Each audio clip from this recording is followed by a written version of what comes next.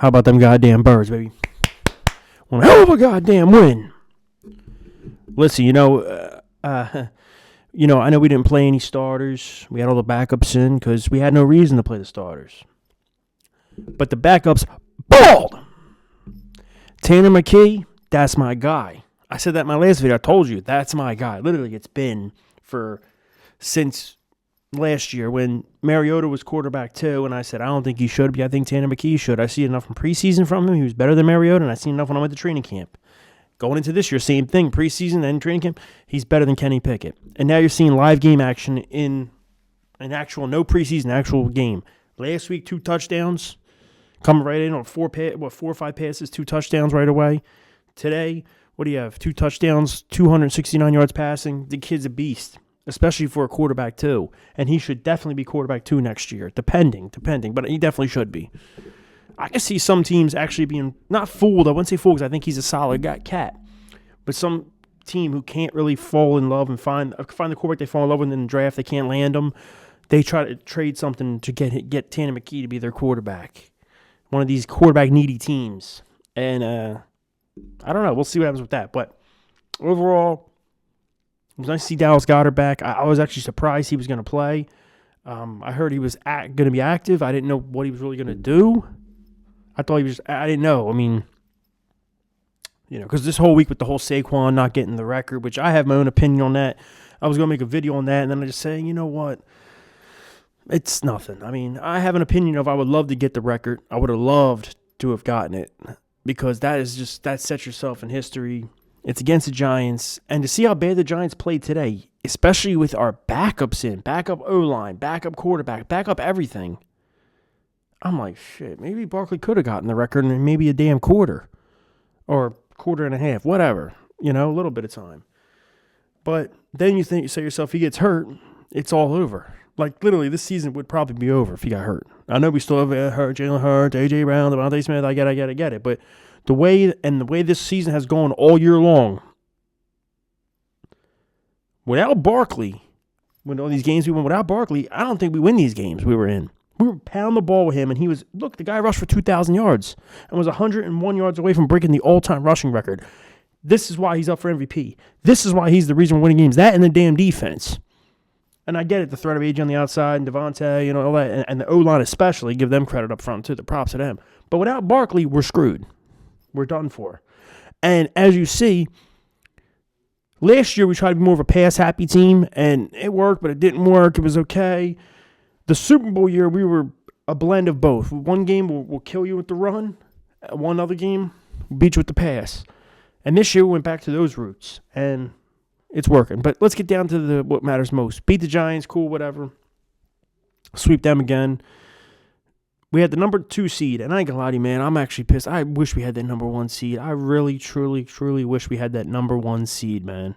Like, if we had the number 1 seed, and this week was just a bullshit game, or we were playing starters to try to get the 1 seed, because if we would have beat Washington, people say, Devontae Smith doesn't drop the ball. Well, not even just Devontae Smith. If Hurts doesn't get hurt, there's a lot of things you see in the game. Maybe we probably definitely win that game. But there's a lot of factors. A lot of people say, the Barkley and Smith drop away from me in 15-1. That's true. But I can't look at it like that. I can't. Things happen for a reason, but back to what I was saying. If we were the number 1 seed, and this game was just whatever, and we had the 1 seed locked up, or we were playing this game for the 1 seed and we got it, I would be much more confident. And I think we can still go on a run because we have some home playoff games. We have one of the most talented rosters. We should go on a little run. But that just having that 1 seed and just having to play 2 playoff games to be in the Super Bowl and both being at home, and you just sitting back chilling and watching other teams beat the hell out of each other in the wild card while you wait for that divisional opponent, it's a big. Every time we have made the Super Bowl, win or lose, we were number 1 seed. I get it. They said, every time the Eagles made the Super Bowl, they won 13 games. Well, we won 14 this year, just like we did in 2022, and just like in 2017 we won 13. But still, you get the deal. We went to the Super Bowl, same thing in 2004, but I can't count that. Those, we got the number 1 seed. Yeah, we got the 2 seed. This was our bye week, resting guys. Cool, got it, whatever. I would have loved to have that 1 seed, though, and just be able to watch. And tonight, to see that the Detroit Lions got it, That's big, man. It is big for them because I thought about it, and I actually thought maybe the Vikings were going to win this game. Being that, hey, listen, they already lost to Detroit once. Vikings are a hell of a team this year. Sam Darnold's balling out. No, and they came out looking like shit. Trashed. Listen to me. That was probably the most important game of Minnesota, of the whole Vikings and Lions, both of their seasons, besides once they get in the playoffs. But this, to me, was like equivalent to if you were in the championship game or the Super Bowl. Forget about divisional round wild card. What I mean by that is because you get that 1 seed, you have all these extra advantages. And this was prime time, Sunday night, all that. This was the first time for Sam Darnold, basically in a playoff type of game, if you will. And he folded. He was terrible. So they're in the wild card now. Now we'll see what they do. But now I'm focused on us versus the Green Bay Packers. All day today I was watching our game. And then on the side I was watching Red Zone. And I was keeping up with the games. And I was thinking, damn, our opponent might be Washington. And I said, I don't think I want to face Washington. But then I said, wait, we beat them once already. We should have beat them a couple weeks ago. We lost because Hurts got hurt. And then things went chaotic. We still had a chance in the damn end. So I'm like, maybe that was, Then I said, wait, Green Bay. And I said, I don't want to face Green Bay. Then I said, well, you know what? We beat them week 1, but that doesn't matter. It's very hard to beat a team twice in one season. It is, just like proof. Lost to Washington. We beat Washington and then lost to them. I can take it all the way back in history. I can take you back to, say, 08 Cardinals. They blew the Cardinals out in the regular season. Went to the NFC Championship game. We thought it was a guaranteed win. We lost to them. Tampa Bay beat them hell times. Got the NFC Championship. We lost to them back in 2002. It's tough to beat a team twice. But then as I'm watching these games, I see Christian Watson goes down with a knee injury. He gets carted out. I say, oh, shit, like that's big, Pretty, not massively big, but, big thing. And then they lose their corner, Alexander, and I'm like, oh, man. I'm like, damn it, for the season. That comes out, okay. Then I see Jordan Love smashes an elbow or his hand or whatever, get taken out the game. I said, oh, damn, maybe we want to face Green Bay. I don't know, but it turns out he's going to be fine, Jordan Love. But it's locked in. It's Eagles versus Green Bay, and there's nothing you can do about it. I think it opens up we're 3.5-point favorites. People are freaking out by that. Oh, my God, how could it be? How could it be? How could it be? Because we're good. We're actually very good. Green Bay's also good. And Hurts, we're not sure if he's going to play. He is going to play, but Vegas isn't sure. And the Eagles are at home. It's that simple. That's why it's 3.5. It's not like, oh, man. But we'll see. But,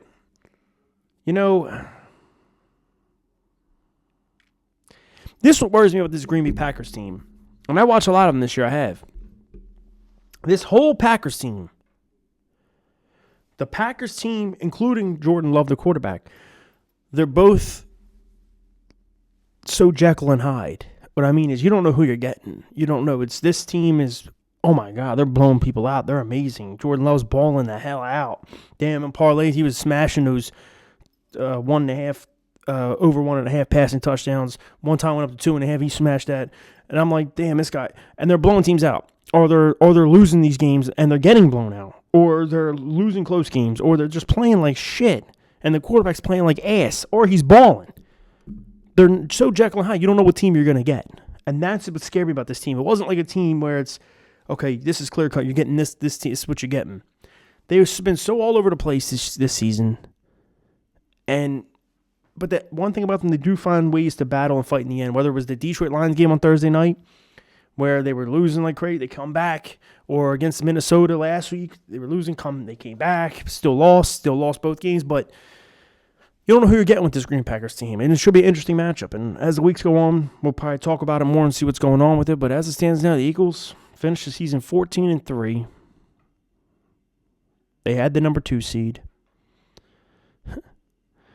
The number 1 seed was decided today on Sunday Night Football.